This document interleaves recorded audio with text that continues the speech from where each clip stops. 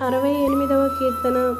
ప్రభువు మాట సెలవిచ్చుచున్నాడు, దానిని ప్రకటించు స్త్రీలు గొప్ప సైన్యముగా ఉన్నారు.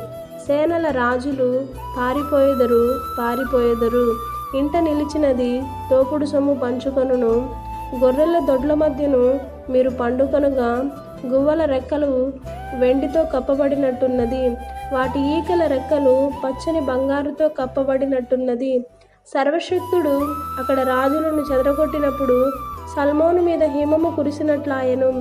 బాషాను పర్వతము దేవపర్వతము, బాషాను పర్వతము శిఖరము గల పర్వతములారా, దేవుడు నివాసముగా కోరుకున్న కొండలను మీరేల ఓరచూపులు చూచుచున్నారు.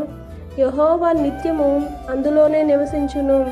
దేవుని రథములు సహస్రములు ప్రభువు వాటిలోనున్నాడు.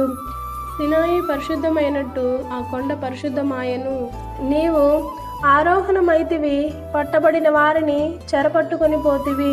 మనుషుల చేత నీవు కానుకలు తీసుకొని ఉన్నావు. యెహోవా అను దేవుడు అక్కడ నివసించినట్లు విశ్వాసఘాతకుల చేత సహితము నీవు కానుకలు తీసుకొని ఉన్నావు. ప్రభు స్తుతినందును గాక. అనుదినము ఆయన మా భారములు భరించుచున్నాడు.